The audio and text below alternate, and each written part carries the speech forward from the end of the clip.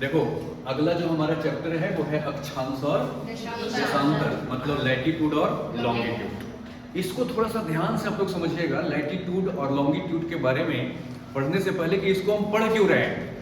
पहली बात तो ये है, तो जरा सा एक एग्जाम्पल समझिएगा। जैसे मान लो कि ये अपना क्या है, पृथ्वी है, मान लेते हैं काल्पनिक पृथ्वी है, और यहाँ पर हमने एक ऐसे बिंदु दे दिया, और मैं आपसे पूछूं कि ये जो पॉइंट है वो पृथ्वी पर कहाँ है, इसकी लोकेशन क्या है। जैसे भी मैं पूछ दूं आपसे, कानपुर पृथ्वी पर कहाँ है, मैं किस देश में है ये नहीं पूछ रहा हूं, कानपुर पृथ्वी के किस हिस्से में है, कहां पर है, कैसे पता चलेगा। तो जब हमें पता ही नहीं चलेगा तो हम एड्रेस कैसे लिखेंगे, एड्रेस कैसे करेंगे। तो पृथ्वी के ऊपर किसी भी बिंदु का, किसी भी शहर का, किसी भी देश का, किसी भी महादेश का नहीं, स्थिति को बताने के लिए ही अक्षांश और देशांतर को हम पढ़ते हैं। तो अक्षांश और देशांतर से मुख्य चीज आपको क्या पता चलेगा कि कोई भी शहर पृथ्वी के किस हिस्से में है, ताकि जब आप प्लेन उड़ाएं या जहाज से चले तो आपको पहले से पता हो कि हमें किधर जाना है। तो अक्षांश और देशांतर जो है वो आपको ये चीज समझाने में काफी क्या करेगा, मदद करेगा। जैसे ऐसे समझिए, अपने आप आ जाएगा एक बात। जैसे फिलहाल अगर ये वाला पॉइंट हमने यहाँ पे रखा तो हमें ये पता ही नहीं कि ये पॉइंट कहाँ पर है, लेकिन मैं क्या कर रहा हूँ, एक ऐसे करके ऐसे एक लाइन खींच लूं, फिलहाल ऐसे समझिए। तो आप जानते हैं ना कि रेखा के ऊपर में क्या होता है, उत्तर, और नीचे क्या होता है, दक्षिण। तो अभी ये पॉइंट कहाँ पर है, पृथ्वी के उत्तरी हिस्सा में।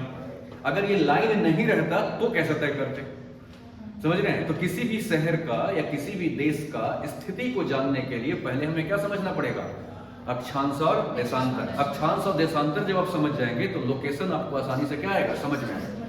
तो जरा सा देखिएगा, लाइन हम दो तरीके से खींचते हैं, इसको भी जरा सा क्लियर करके समझिएगा। एक क्या होता है कि हम चाहे तो ऐसे खींचें, तो जो ऊपर से नीचे की तरफ लाइन खींचते हैं इसको क्या कहते हैं, ऊर्ध्वाधर रेखा।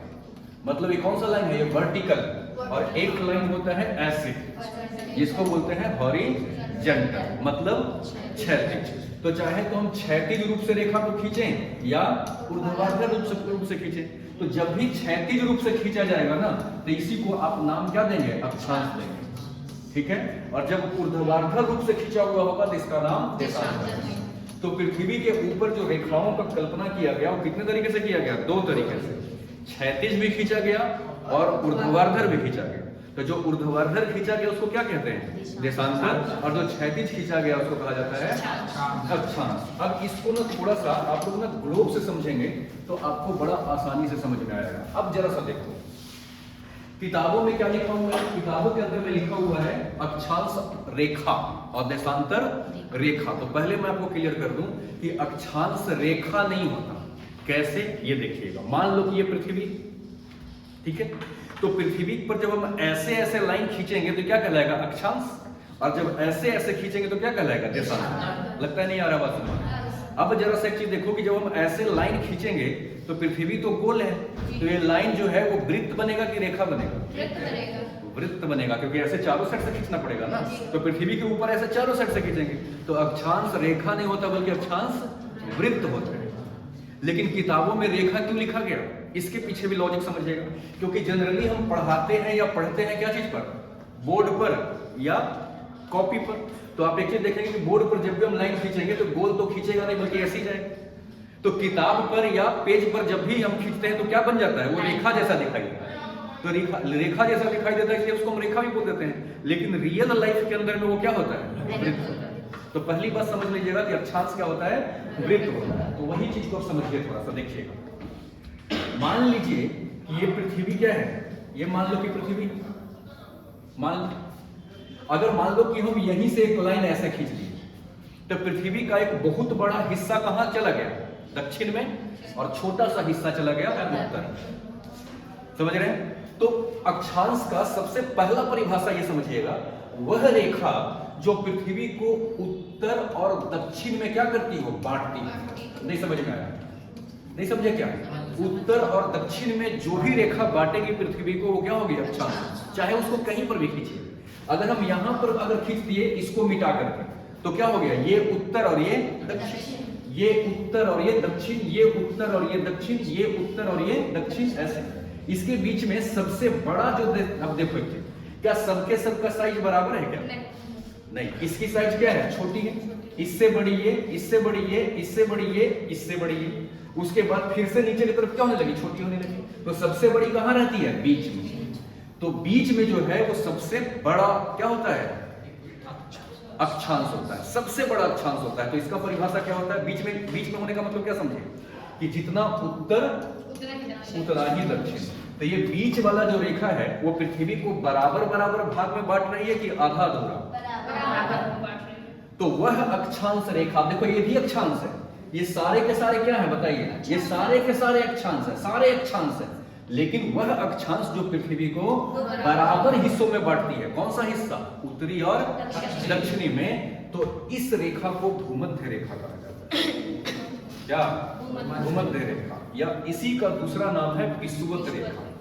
विषुवत रेखा भी किसको बोलते हैं? इसी को बोलते हैं विषुवत रेखा, या इसी का तीसरा नाम है 0 डिग्री की अक्षांश। समझ रहे हैं? ये वाला जो यहाँ पर वाला लाइन है इसको क्या बोलते हैं? 0 डिग्री। तो 0 डिग्री की अक्षांश कहिए, या विषुवत रेखा कहिए, या भूमध्य रेखा कहिए, किसको कहा जाता है? वह अक्षांश रेखा। अक्षांश जैसे कहोगे तो इसका मतलब क्या निकल जाएगा? कि वो क्षैतिज रहेगा। अक्षांश क्षैतिज को बोलते हैं, ऐसे वाले, समझ गए? अक्षांश। तो पृथ्वी पे अक्षांश तो बहुत सारे हैं, लेकिन एक अक्षांश स्पेशल है जो पृथ्वी को क्या करता है? बराबर बराबर हिस्सों में बांटता है। क्लियर कर पा रहा हूं मैं अपनी बात? तो कौन सा बराबर? ये वाला हिस्सा को क्या बोलेंगे? उत्तरी गोलार्ध, और इसको क्या बोलते हैं? दक्षिणी गोलार्ध। तो बताओ तो भूमध्य रेखा का परिभाषा, वह अक्षांश रेखा जो पृथ्वी को 2 बराबर बराबर गोलार्धों में, अर्थात उत्तरी गोलार्ध और दक्षिणी गोलार्ध में बांटने का कार्य करती है, वो क्या कहलाता है? भूमध्य रेखा, या विषुवत रेखा, या 0 डिग्री का रेखा कहलाता है। समझ रहे हैं? तो जरा सा देखिएगा, आइए देखिएगा ध्यान से कि ये जो अपना पृथ्वी है, देखो अब इसको बड़ा बना रहा हूं, ये जो पृथ्वी है, तो इसके बीच से जिसको हम निकालेंगे तो क्या कहलाएगा? बोलो, ये कहलाएगा 0 डिग्री। नहीं, और इसको इसका नाम क्या दे देंगे? भूमध्य या विषुवत। विषुवत 0 तो उधर लिखिए थी। इसके लिए इंग्लिश शब्द है इक्वेटर। इसको इंग्लिश में क्या कहते हैं? इक्वेटर कहते हैं। समझ गए? तो अब देखिएगा क्या है, यहां पर कितना डिग्री रहेगा?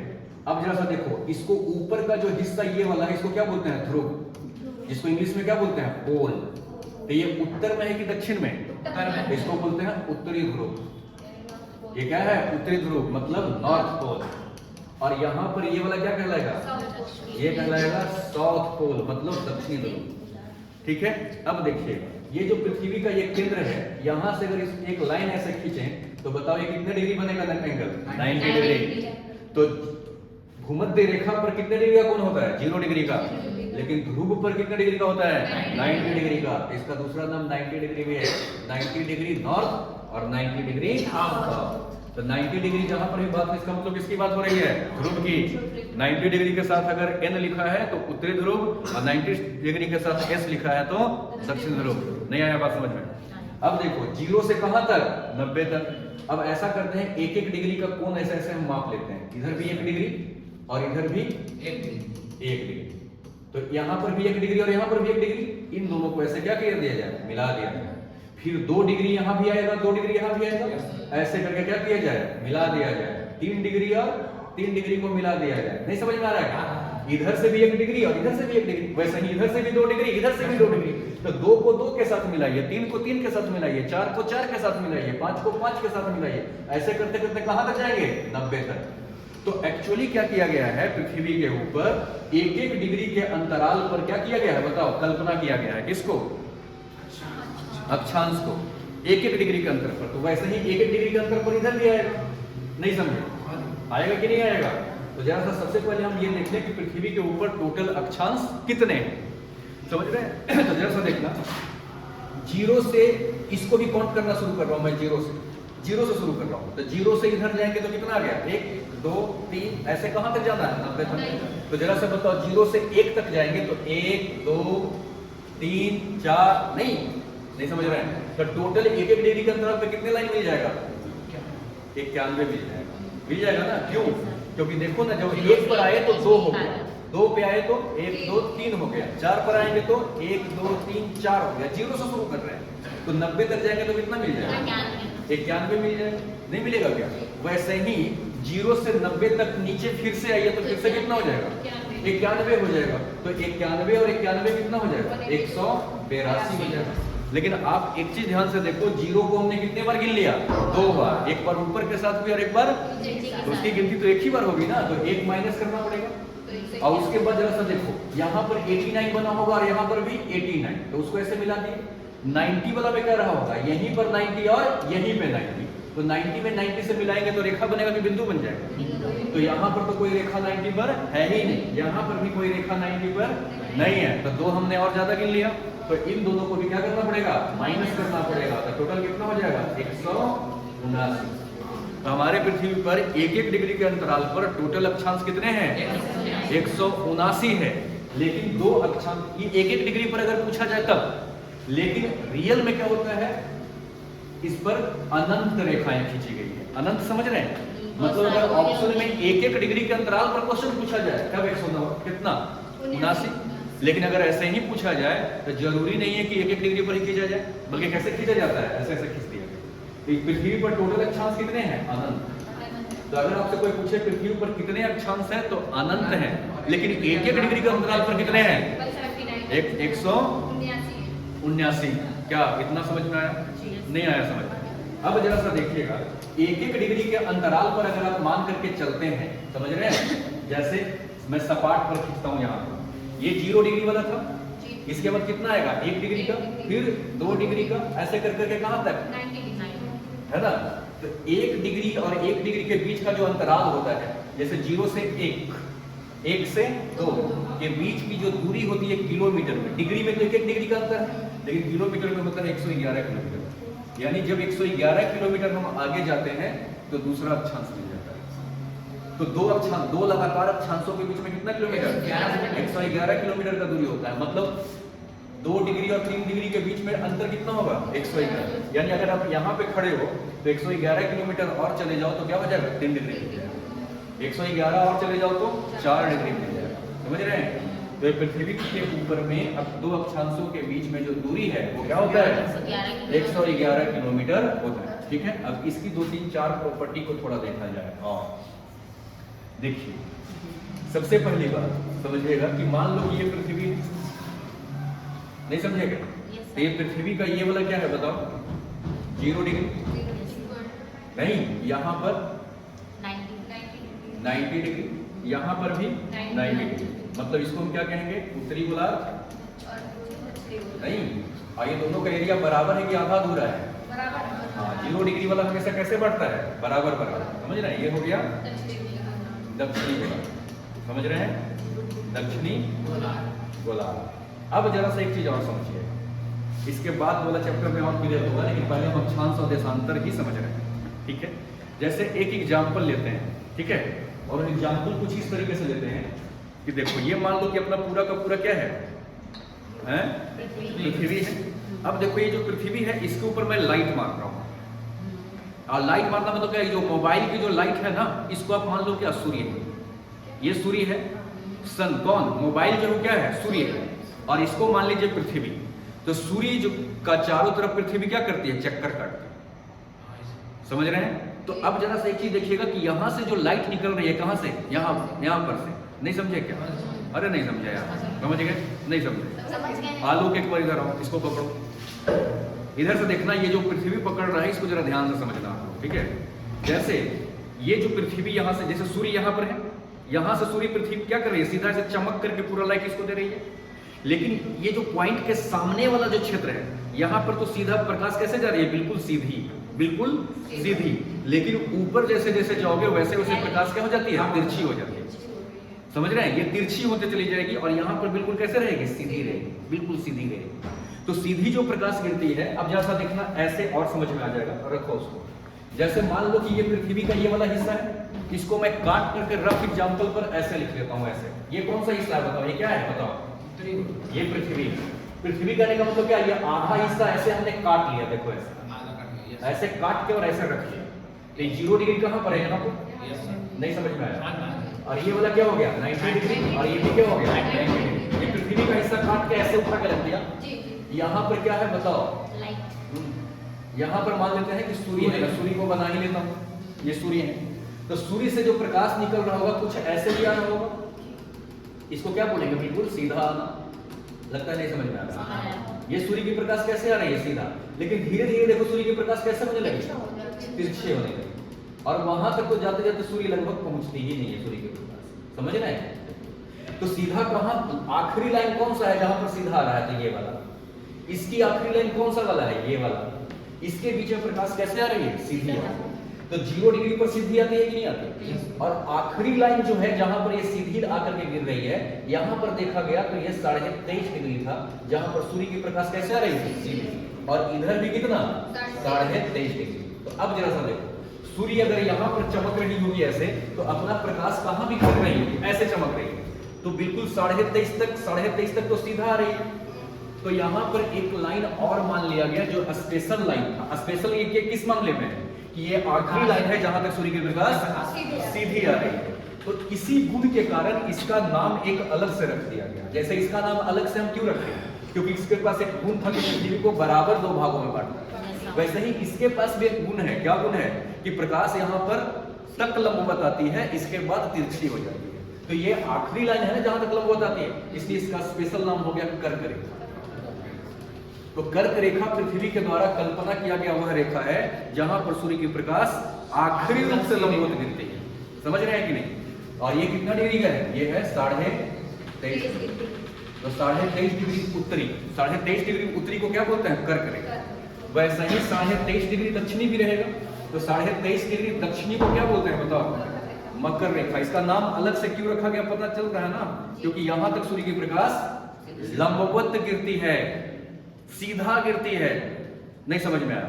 अब जरा से एक बात बताओ, मान लो कि पिंटू को यहाँ पर लेके आए और आके नीचे इसको बिठाएं और ऊपर से इसको सीधा गिराएं उसके सर के ऊपर, और उसके बाद थोड़ा दूर बिठाएं और ऐसे तिरछे गिराएं, तो ज्यादा चोट किसमें लगेगा, सीधे वाले में। ज्यादा चोट सीधे वाला में क्यों लगा, क्योंकि वो खास एक ही पॉइंट पे जाके अपना पूरा ताकत लगाएगा। लेकिन तिरछा में क्या हो जाएगा कि वो ऐसे थोड़ा सा उसका ताकत बट जाएगा, वो ज्यादा क्षेत्र में फैल जाएगा। तो जब फैल जाएगा तब ज्यादा प्रभावित होगा कि जब एक पॉइंट पे गिरेगा तब ज्यादा प्रभावित। यहाँ फैलाव नहीं हो रहा ना। तो सूर्य की प्रकाश यहाँ पर जो गिरती है वो एक ही पॉइंट पर गिरती है, सीधा। समझ रहे हैं, क्योंकि यहाँ पर तो सूर्य की प्रकाश सीधा गिरती है ना। तो सीधा गिरने के कारण ये क्षेत्र ज्यादा गर्म रहेगा कि कम गर्म रहेगा, ज्यादा गर्म। इसका मतलब क्या है, ये क्षेत्र पूरा का पूरा गर्म है, इसलिए इस क्षेत्र का नाम है उष्ण कटिबंध। इसको क्या बोलते हैं, उष्ण कटिबंध। तो उष्ण कटिबंध कहां से कहां तक, 23.5 डिग्री से 23.5 डिग्री के बीच के क्षेत्र को उष्ण कटिबंध कहा जाता है। क्यों कहा जाता है, क्योंकि यहाँ पर सूर्य की प्रकाश लंबवत गिरती है।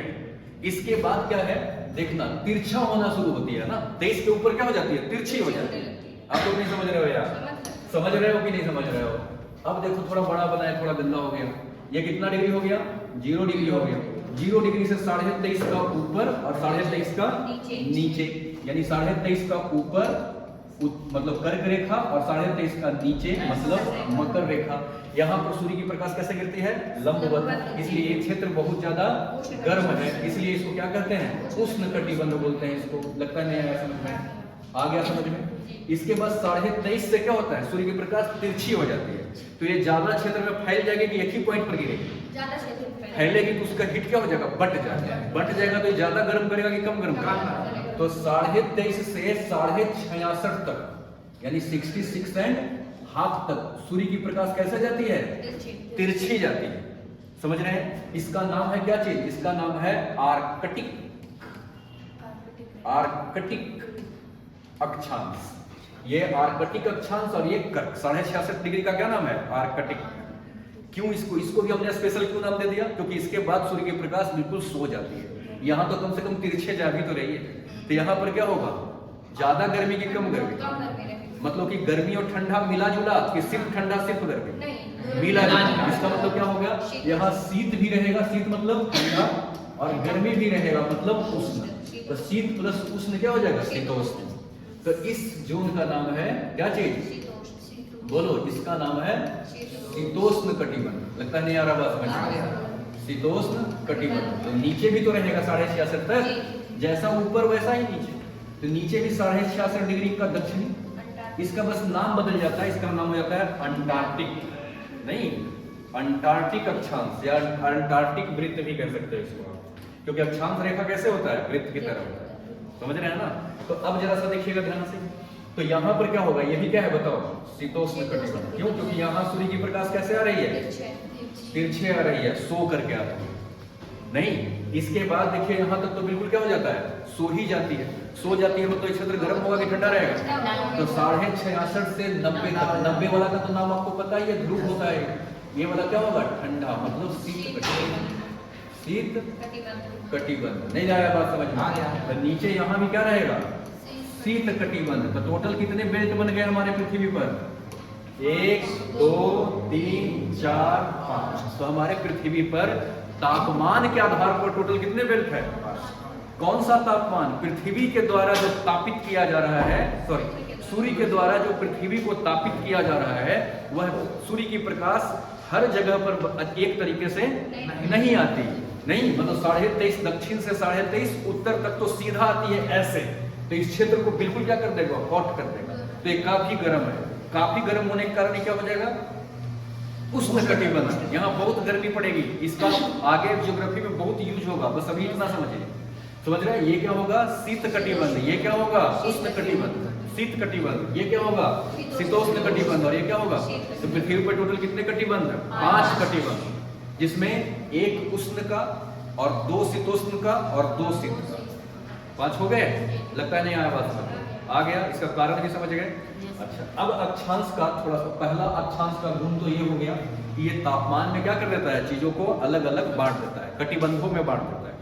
दूसरा चीज आप एक देखेंगे प्रॉपर्टी इसका, कि अक्षांश, सबसे बड़ा अक्षांश कहां पर होता है, 0 डिग्री सबसे बड़ी अक्षांश है, बीच वाला।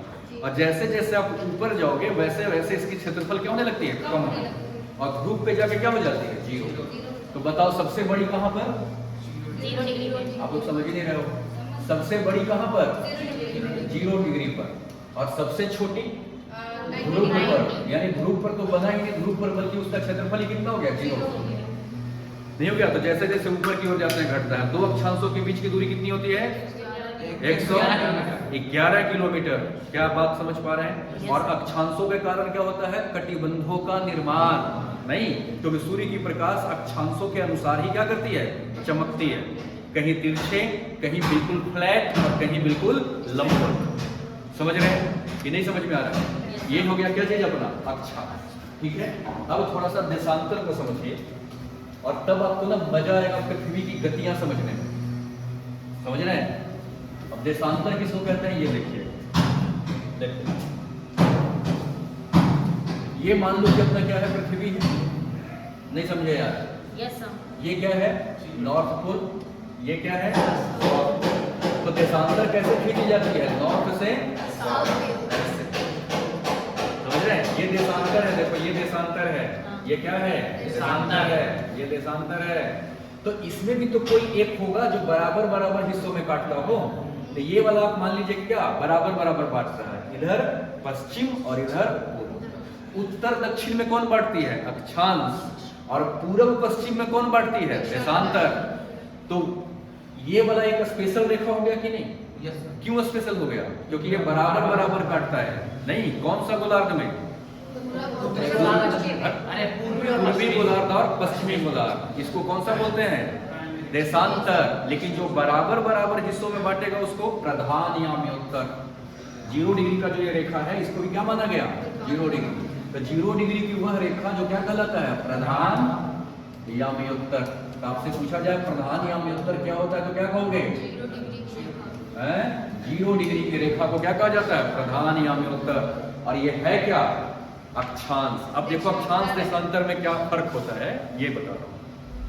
अक्षांश बिल्कुल ऐसे खींचेगा, और ये बिल्कुल क्या होता है, वृत्त बन जाता है। देशांतर कैसे खींचते हैं, तो देशांतर खींचने का तरीका है, उत्तरी गोलार्ध से कहां तक, दक्षिणी गोलार्ध के बीच में। तो उत्तरी गोलार्ध से दक्षिणी गोलार्ध के बीच में जो हम रेखा खींचते हैं, तो देखो यहां से हम कोई रेखा खींचना शुरू किए, और फाइनली ये खींच कर कहां तक आ गया, यहां तक। तो ये पूरा वृत्त बनाएगा कि आधा वृत्त बनाएगा, ये हाफ सर्कल का निर्माण करेगा कि फुल सर्कल का निर्माण करेगा, ये हाफ सर्कल का निर्माण करेगा। इसलिए देशांतर का खास प्रॉपर्टी ये होता है। अक्षांश का प्रॉपर्टी क्या था, अक्षांश जो था वो क्या करता था, वृत्त बनाता था। और देशांतर जो हो क्या बनाता है? हाँ, देशांतर अर्धवृत्त का निर्माण करता है। समझ में आ रहा है क्या बात? ये अर्धवृत्त बनाता है। तो देशांतर जो है वो अर्धवृत्ताकार रेखा है, समझ रहे हैं? अब इसके बाद एक चीज और देखिएगा, इस अर्धवृत्ताकार के अंदर एक खास बात यह है कि ये एक ऐसी रेखा है जो तो बराबर बराबर गोलार्धों में क्या कर रही है? बांट रही है। इसको क्या कहेंगे? पूर्वी गोलार्ध। इसको क्या कहेंगे? पश्चिमी गोलार्ध। तो पूर्वी और पश्चिमी जो बराबर बराबर हिस्सों में बांटती है उसको प्रधान यामांतर या 0 डिग्री का देशांतर कहते हैं। समझ रहे हैं? अब देखिए, एक एक डिग्री के अंतराल पर अगर हम खींचे ऐसे ऐसे ऐसे ऐसे पृथ्वी के ऊपर, तो एक चक्कर में टोटल कितना डिग्री हो जाएगा? 360 नहीं, तो जब एक एक डिग्री पर खींचोगे 0 से लेकर के 360 तक, तो टोटल कितने लाइन बन जाएंगे? 360। तो हमारी पृथ्वी के ऊपर देशांतर की संख्या कितना है? 360। ठीक है, लेकिन बताओ तो 180 डिग्री की देशांतर कहाँ पे रहेगी? जैसे मान लो कि ये 0 डिग्री है ना, तो वापस यहीं से चल करके जब यहां लौट करके आएंगे तब तो 360 बनेगा। तो 180 कहाँ आया होगा? ठीक इसके पीछे नहीं। तो 0 डिग्री अगर ये है, अगर पूरा घूमते हुए हम वापस यहीं आ जाए तब तो 360 हो गया। तो 180 कब मिलेगा? जब यहां से चल करके आधे पे रुक जाए। तो आधे पे रुकने का मतलब क्या हुआ? ये अगर 0 है तो ठीक इसके पीछे वाला क्या होगा? 180। अब समझ पा रहा है कि नहीं समझ पा रहा? इसका मतलब क्या है? 180 डिग्री का जो देशांतर है, 180 डिग्री का जो देशांतर है वो कहां रहता है? ठीक 0 डिग्री की क्या? 0 की ठीक पीछे।